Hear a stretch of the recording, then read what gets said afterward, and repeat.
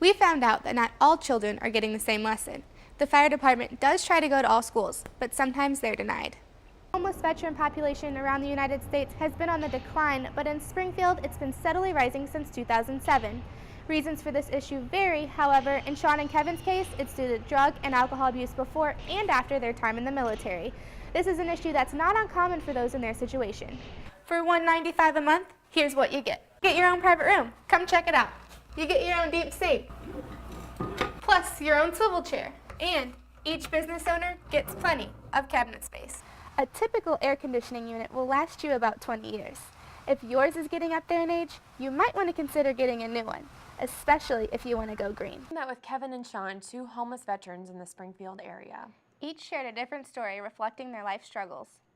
I'm a veteran from the United States Marine Corps. Sean is one of the many homeless veterans living on the streets of Springfield. It is what it is. Hey, I've been out here for a long time, since I was 14 years old. I'm 35 years old today. He first experimented with drugs and alcohol at the age of 14. He also became homeless at the age of 14. If a best friend, right, in your life, maybe your older sister says, hey, you know what, let's read this book together. When I'm 14 years old, I get drunk for my first time in my life. But the person that taught me how to read my first book. Crack cocaine, coke, methamphetamines, marijuana. That's prior to the military. At the age of 17, Sean made a personal decision to join the Marine Corps. The Marine Corps was a roundabout way of me getting out of. But I lived my past and let go of it. So I joined. Sean calls it one of the best decisions he's ever made. You know what the Marine Corps taught me? You already got something inside yourself. You take it, you bring it out, and blossom it. And that's what they did. They misjudge us. It seemed like that we're an inconvenience.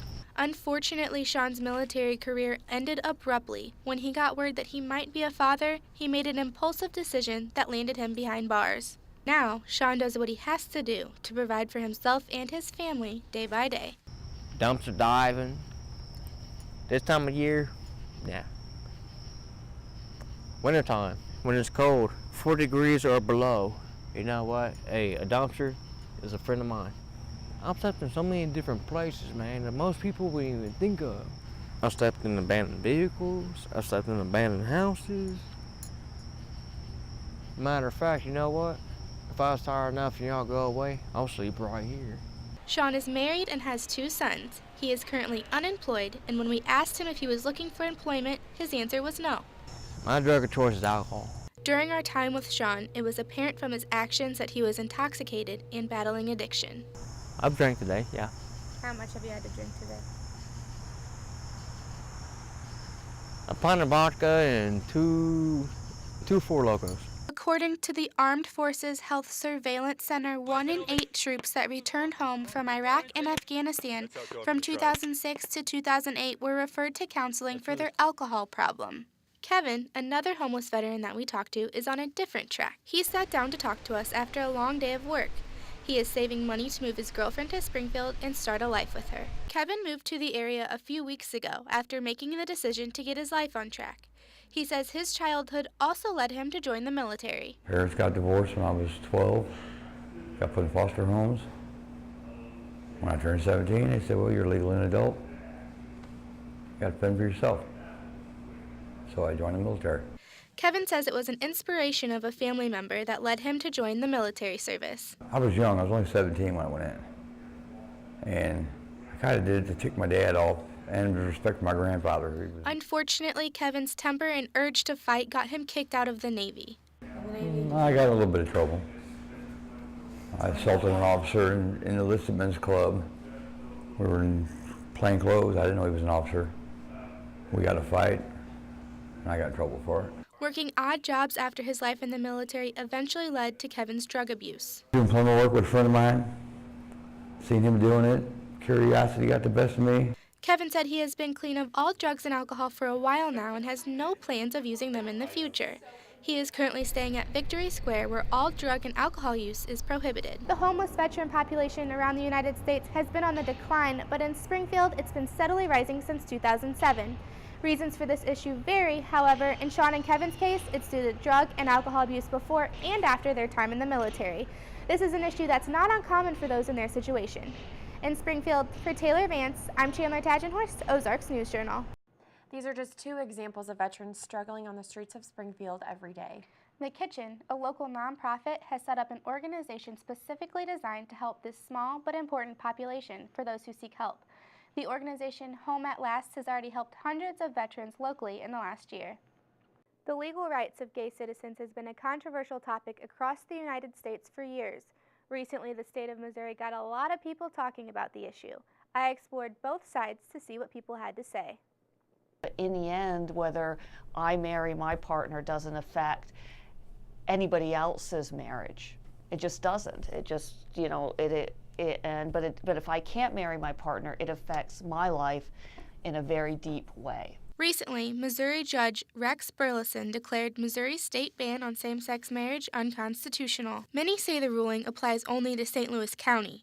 Other Missouri counties have opted not to issue licenses. Missouri State University history professor Kathleen Kennedy says she is hopeful that other Missouri counties will begin to issue licenses. Right now it's difficult and expensive to go out of state or to go to St. Louis or Kansas City to get married, and that seems to me to be discriminatory because it's really now you can legally get married based on where you live. As of now, 32 states allow gay marriage.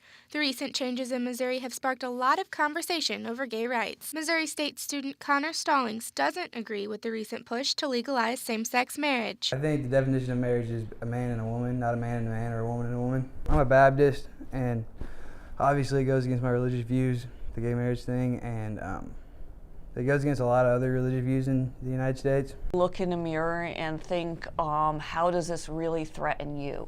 And think about the damage it does to the people who can't, you know, who don't have the legal right to visit their partner who's dying in a hospital. You can't create something from a man and a man and a woman and a woman. That's not how it was supposed to work. I think most people are just afraid. I don't think most people are hateful and mean and nasty, but are just afraid. If society as a whole doesn't want like gay marriage, I do not think that gay marriage should be allowed. County officials from across the state are waiting for the Missouri Supreme Court to weigh in, something that may not happen until 2015. In Springfield, I'm Chandler Tatgenhorst, Ozarks News Journal. Well, more than 4,000 college students in California set a new record for the world's largest pillow fight. Students at UC Irvine let loose for 60 seconds to make the Guinness World Record. The previous record was just over 3,800, which took place in Chicago. And I'm Chandler Tatgenhorst. Each week on Ozarks News Journal, we take an in-depth look at what's happening across our region. First up on today's show, big news this week out of Springfield as a local grocer announced it will be pulling out of the market. With the holidays around the corner, savvy shoppers are trying to hit the stores without hurting their wallets. On average, Americans spend about $700 on holiday gifts, according to the National Retail Federation. But there are some tips to keeping the gifts under budget. Experts say use a debit card instead of credit, make lists, pre-shop deals, and surf the web for online savings. And as for gift receipts, some say avoid them. That way family and friends can receive the exact amount when exchanging. Welcome back. Today we're speaking with Missouri State University's head men's basketball coach, Paul Lusk. Coach, thank you for joining us. Thanks for having me. So what can we look forward to in the upcoming season? Well, we're excited. I'm starting year 4 here and feel like we've got a very good nucleus of players. I think all of our returners have improved, and then I like what the new guys bring to the table. And what do you think are the biggest challenges for the upcoming season? Well, I think first and foremost, you have to stay healthy. That's very important. But I do think if we do have a couple injuries or a couple sicknesses, we do have enough depth to overcome that. But first and foremost, staying healthy. It's a transition for new guys. That's always a challenge, whether it's a junior college player or a freshman player, to balance academics on and off the floor, the travel, all of the practice time. But we're looking forward to those challenges. Okay, and what do you consider the team's biggest strengths? I think we're pretty deep. I think we have great depth. And I think we'll be able to play a lot of different guys, a lot of different combinations, and I like that. Okay, and speaking of travel, I know they have an upcoming trip to Alaska. How are they going to prepare for such a big trip? Well, they better pack their winter coats, first of all. But we will play Texas Tech on November 22nd, which is a Saturday. We'll leave for that game on that Friday, the 21st. We will get done with Texas Tech, and then we will fly over to Alaska. So that's going to be an extended trip. You do worry about guys being out of classes. It's over the Thanksgiving period, so they won't miss a whole lot of class time. But it should be a great trip for our guys from a basketball standpoint and just a cultural standpoint to learn and experience Alaska. Mm-hmm. And I know you guys are leaving this weekend for a scrimmage over the weekend. What are you looking for in that scrimmage? It's just playing hard, really getting our guys to play hard, and then we have our first exhibition game November 8th against Missouri Southern, and that will be another good opportunity to evaluate some of our guys, because I think a lot of guys right now, as I mentioned, our depth are fighting for their playing time. Mm-hmm. And when you go about recruiting players, what do you look for besides obvious skill? You're right, obvious. I mean, you're always attracted to talent and to skill, but I think we want guys that are serious about getting their degree. You want guys that are coachable. I think you could maybe have the most talented player in the world, but if he's not coachable and he doesn't want to be coached and he's not a good teammate, I don't think he'll fit in here. So I think you have to look for all of those things. It goes a little bit beyond just the talent. Talent is very important, but as I said, are they coachable? Are they going to go to class? Are they going to fit in well in Springfield, on our campus, with our players, with the rest of the students? Okay. And when you go about building a brotherhood and like the chemistry on the team, do you work a lot towards that, or does it come naturally? No, that does not come naturally at all. I think it's probably the most important thing in college athletics. You can X and O, you can have great strategy, but if you don't have great chemistry, you don't have a great locker room, and guys aren't being good teammates, none of that matters. So we're constantly talking to our guys about having a good locker room, caring about each other, being a good teammate, eliminating selfishness. And I think all of those things are very, very important. And once you do have that type of locker room, you still have to work each and every day to maintain that, because it's the most important thing. Mm-hmm. And then you mentioned looking for, individuals who are working towards a degree and good academics. What kind of things do you guys do as a team to ensure that, they're getting good grades in class and they're working towards that degree? Well, Dan Raines is our head academic person, and he does an outstanding job.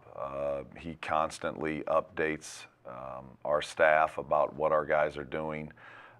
We talk about academics. We make sure that guys are on top of their academics. If they're in, we also tell them that if you're having trouble with a class, don't come tell me that 4 or 5 weeks later. Come tell me right away so we can guide you in the right direction to get the assistance you need from our academic support. Okay. And coming back to the upcoming season, what games are going to be the most challenging for you guys? Well, I think they're all challenging.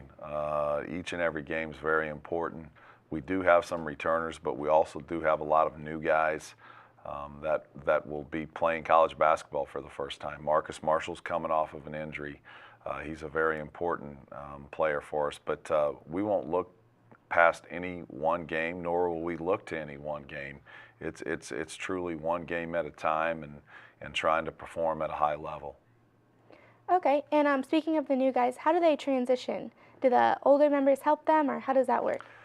Well, that's what you would like to have, as we talked about having a good locker room. You would like for your upperclassmen to embrace those young guys and show them the right way to do things. So I think that's very important, especially for the freshmen, because they're coming in to this experience for the first time. Basketball is new to them on the college level, the day-to-day grind of it, the travel, academics, that's new to them. So it's very important that your upperclassmen show them the way and help guide them. And I think we've done a pretty good job with that so far.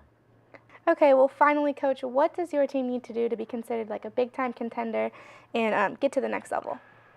Make all our shots, never turn the basketball over, things like that, which aren't totally realistic. But we just have to stick together. We have to stay healthy. I think we've got a chance to be very, very good. and I think we're a work in progress as well, because some of our new players are really going to contribute. And I think the most important thing is to be playing your best basketball down the stretch, and hopefully that will happen. Well, thank you so much for joining us today. Thanks for having me. Coming up on Ozarks News Journal, Missouri State student Rihanna Clark will talk about her role in the recent protests on campus. Don't go away.